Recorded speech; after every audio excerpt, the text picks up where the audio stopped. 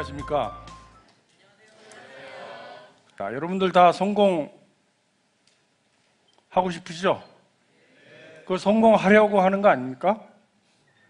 그 성공에 대해서 제가 얘기를 좀 하도록 하겠습니다. 근데 사실 성공에 대해서 얘기를 하려면 사실은 이거에 대한 얘기를 하는 겁니다. 이 도전에 관한 이야기를 사실 제가 하고 싶은 얘기인데, 그 얘기를 제가 만든 프로그램, 제가 제작을 하면서 직접 느낀 경험, 그리고 요즘 제가 경험한 아주 신기하고도 어마어마한 경험, 그런 얘기를 통해서 성공에 관한 얘기를 여러분께 하려고 합니다. 여러분, 이게 뭔지 아는 분? 이거 아는 분? 실제 정말로 이거 본 적 있는 사람? 이게 1996년도에 양심냉장고 첫 방송할 때 이 장애인, 가운데 있는 분이 장애인이에요. 장애인 분이, 이분이 운전을 하면서 지켰어요. 아무도 안 보는데. 그래가지고 양심냉장고를 드렸습니다. 그게 첫 방송에 대박이 났어요. 그래서 뭐 조선일보, 중앙일보 4대 일간지 신문 사설에까지 나면서 난리가 났습니다. 왜냐하면 한국 방송사의 예능 프로그램이 공익적인 메시지를 담을 수 있다는 걸 처음 보여준 프로니까. 그 다음에 이거 아는 분, 이게 칭찬합시다라는 프로그램이에요. 그래서 칭찬합시다, 이것도 우연히 시작을 했는데 대한민국 사회에 칭찬이라는 신드롬을 불러 일으켰습니다. 그래가지고 1999년도에 한국방송대상의 대상을 받았어요. 이것도 성공했죠. 2011년도에 이걸 만들었는데 PD로서 가장 행복했던 이런 프로그램이었습니다. 성공을 하려면 가만히 있거나 그저 그렇거나 평범한 것, 남들이 다 예상하는 것을 하면 성공할 수도 없어요. 실패도 물론 안 하겠지만 성공할 수가 없는 거야. 성공을 하려면 도전을 해야 되는 겁니다. 그리고 여러분은 젊기 때문에 무조건 승부를 봐야 된다. 도전하라. 도전이라는 건 쉬운 일을 하는 건 도전이라는 말을 안 쓰죠. 그렇죠? 어려운 일, 불가능할 것 같은 일, 그런 것을 해야 도전이라는 말을 하는 겁니다. 그 도전을 한다고 하면서 사실은 뼈를 깎는 고통을 이겨내지 않고 자기의 인생을 걸 정도의 일을 하지 않고 도전한다는 말을 하는 것은 사실은 어불성설이에요. 내가 도전한다 그러면 내 인생을 걸었기 때문에 도전한다는 얘기를 할 수 있는 겁니다. 나는 가수를 내가 처음 또 이게 기획을 딱 했는데 우리 스태프들도 그렇고 모든 사람들이 첫 반응이 에이, 안 돼. 아이디어는 좋은데 누가 섭외가 돼 있어? 이게 톱 가수들이 무슨 서바이벌을 해? 안 된다는 거다. 그래? 7명 가수를 다 섭외한다. 그래가지고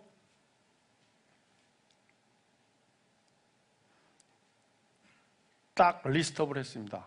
이 여가수, 성별, 밴드, 락, 발라드 막 해가지고 선곡을 해가지고 이 7명을 약간 신인급, 중견급 해가지고 이 7명을 딱 리스트업을 했어요.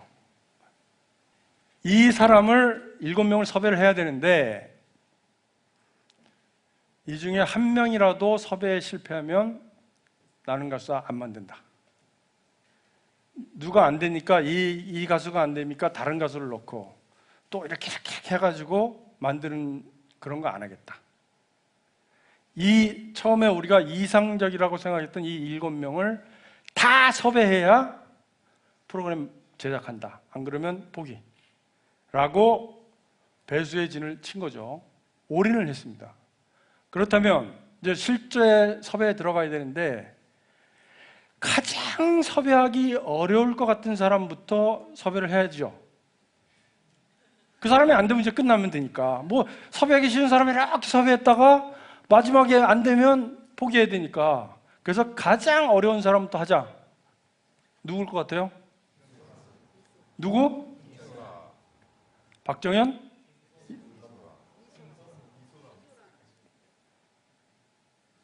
이분이 이 사람 내가 만난 적이 한 번도 없었어요. 실제로.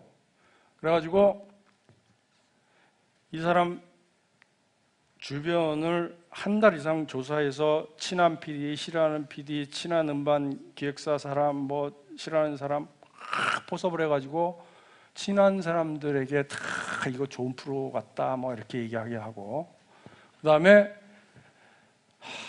만나기로 했습니다. 그래가지고 이 사람이 좋아하는 색깔이 뭐고 이 사람이 좋아하는 음식 뭐 다 조사를 해서 홍대 앞에 잘 가는 파스타 집에서 만났어요. 이 사람이 좋아하는 보라색 꽃다발을 들고 알리올리오를 먹으며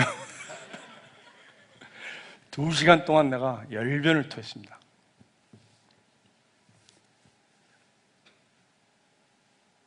우리나라 음악 시장이 왜곡돼 있다. 물론 아이돌 가수가 나쁘다는 건 아니지만 어떻게 아이돌 가수 음악이 다 프라임 타임에 점령을 하고 이 정말 노래 잘하는 가수들의 노래는 다 심야로 밀려가나 라디오로 갔다. 이게 뭐냐? 나는 여러분들의 노래를 프라임 타임 때 시청자와 함께 하고 싶다. 온 가족이.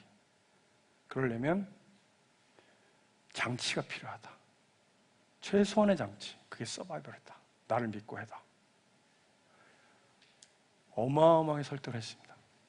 그랬더니 2시간 만에 이 양반이 정말 쿨하더군요. 탁 일어나면서 녹화는 언제부터 시작이죠? 성공한 거예요. 그리고 첫 녹화를 하는데 자, 이 섭외 성공, 이 어려워 아무도 안 될 것 같다는 그 섭외를 성공했어요. 그러면 섭외 도전했으니까 그냥 성공한 건가? 도전만 하기만 하면 돼요? 그게 아니고 나의 온 진심을 담아야 된다. 온 진심을 담지 않으면 무엇인가를 그래서 그것을 하지 않으면 그건 성공을 보장할 수 없다. 근데 이 첫 녹화할 때는 사실 그렇지 않아요. 이게 성공할 건가 섭외는 됐는데 이게 진짜 성공할 건가 실패할 건가. 가슴 좀 졸이며 봤죠. 저 구석에서 처음에 이소라 씨가 딱 나오는데 여기 서가지고 노래를 시작을 못하더라고. 떨려가지고 막 이 안면근이 확 떨리고 그래서 한 1분 이상 노래를 못하고 앉아있으니까 방청객이 사실 다시 박수를 팍 쳐줬어요. 힘내라고. 그리고 노래를 시작했습니다. 자, 근데 딱 노래를 시작하는 순간 제가 본능적으로 객석을 탁 봤어요. 그 500명의 방청객이 탁 얼어붙어 있더라고요. 정말 누구 하나 눈동자가 흔들림 없이 이소라만 보고 있는 거예요. 500명이. 그래서 내가 대박 났구나. 대박이다. 그리고 나도 이 바람이 분다라는 노래 가사말이 이렇게 좋은 줄 몰랐어. 너무너무 아름다워. 어쨌든 이 사람 다들 뭐 아주 너무너무 훌륭했죠. 플라잉 디렉터라는 게 있어요. 재작년부터 제가 그 플라잉 디렉터라는 걸 하고 있어요. 그게 뭐냐면 포맷을 어디에 팔아서 다른 나라에 팔아서 그 포맷을 제작을 하는 거를 비행기를 타고 플라잉해서 날아가가지고 디렉팅을 해주는 거예요. 자문을 해주고 잘못된 거 고쳐주고 잘 제작이 되게 성공할 수 있게. 그리고 왔다 갔다 하는 거예요. 플라잉. 워시꺼셔. 발음 웃기죠? 중국 사람들은 이렇게 성조가 있어요. 我是歌手. 똑같죠? 이걸 만들었어요. 자, 그런데 이거를 만드는데 크게 달라진 점이 있었습니다. 뭐냐면 이전에 한류 드라마나 영화나 뭐 이런 것들은 대장금도 팔리고 뭐 다 팔렸잖아요. 그거는 잘 따져보면 만들어진 테이프를 판 거예요. 그렇죠? 녹화된 테이프를 갖다 팔아가지고 걔네가 자막 이렇게 해가지고 파는 거거든요. 더빙해서. 근데 나는 가수사는 포맷이라는 아이디어, 생각을 판 겁니다. 차원이 달라진 거예요. 이 울고 웃는 것도 똑같습니다. 이 방청객들 눈물을 막 흘려요. 자, 그래서 첫 방송에서 2.1%가 나왔어요. 시청률이. 이 2.1%라는 것은 그 중국에서는 전국에 약 30개의 채널이 경쟁을 합니다. 그래가지고 한 프로그램이 시청률이 1% 정도 나오면 성공했다 그래요. 그리고 0.89 나와도 그냥 그렇다. 1.45% 나오면 대박이다. 근데 첫 방송이 2.1%가 나왔어요. 어마어마한 성공을 한 겁니다. 그리고 마지막 방송에 3.8까지 올라왔어요. 대단한 성공을 한 거죠. 이거에 힘을 입어서 아빠 어디 가요? 이게 빠빠치날이라고. 빠빠치날. 아빠 어디가? 똑같아요. 이름이. 이것도 제작을 했습니다. 똑같이 제작을 했어요. 중국 그 영화배우 아들 또는 뭐 운동선수 딸 쫙 똑같이 캐스팅해서 했어요. 이게 더 대박이 났습니다.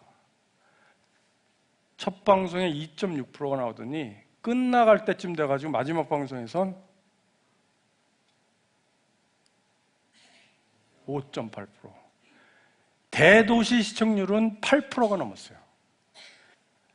중국에서 내가 여기 창사라는 아주 시골의 조그만 후난성에 있는 도시예요. 여기서 나는 가수사를 만들었습니다. 근데 한국에서 나는 가수사 아무리 난리가 나고 대한민국이 사실은 떠들썩했지 않습니까? 전 세계의 방송 관계자들뿐만 아니라 전 세계 아무도 이걸 몰라. 그런데 내가 그 창사라는 데서 워시커셔를 성공을 딱 시켰더니 전 세계 미국, 유럽, 뭐 동남아 난리가 났어요. 워시커셔가 어디서 만든 거냐? 누가 만든 거냐? 이거 사갈 수 없냐? 제가 어떻겠습니까? 여기서 만들기 싫어지는 거예요. 내가 똑같은 나는 가수사를 중국에서 만들었으면 여러분 여기서 잘 들어야 됩니다. 여러분들 청년들이잖아요. 여러분들은 자 가야 되겠다. 가야 되겠다.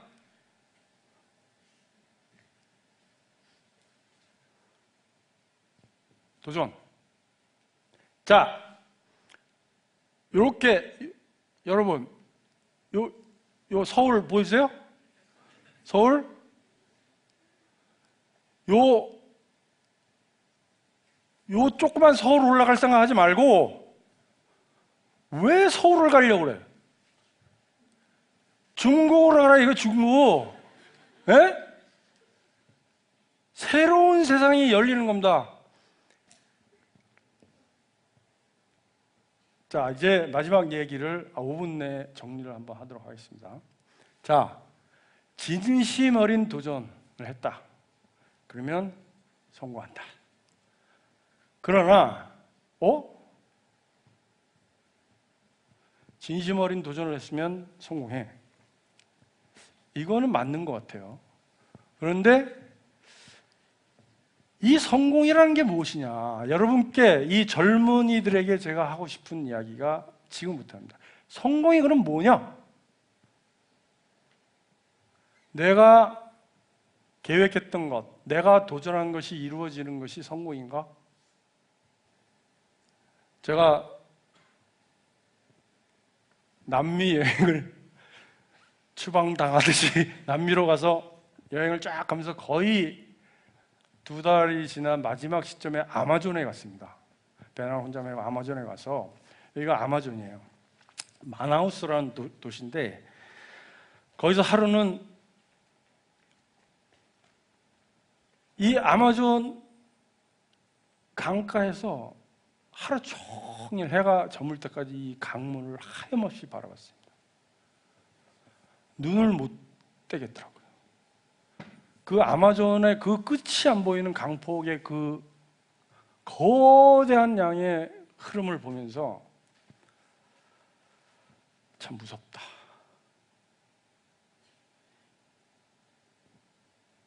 이 거대한 흐름, 멈추지 않고 흘러가는 것, 단 1초도 멈추지 않고 끊임없이 흘러가는 것, 이 강물이 우리 인생이랑 좀 비슷하구나.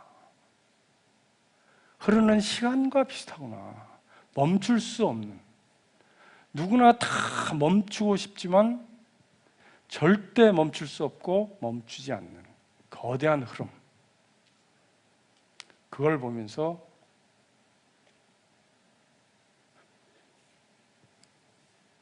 자, 나한테 성공이란 뭐냐? 그리고 우리들에게 성공이란 뭐냐? 이 인생이라는 건 흐르지 않고 끝까지 흘러가기만 하는데 결국에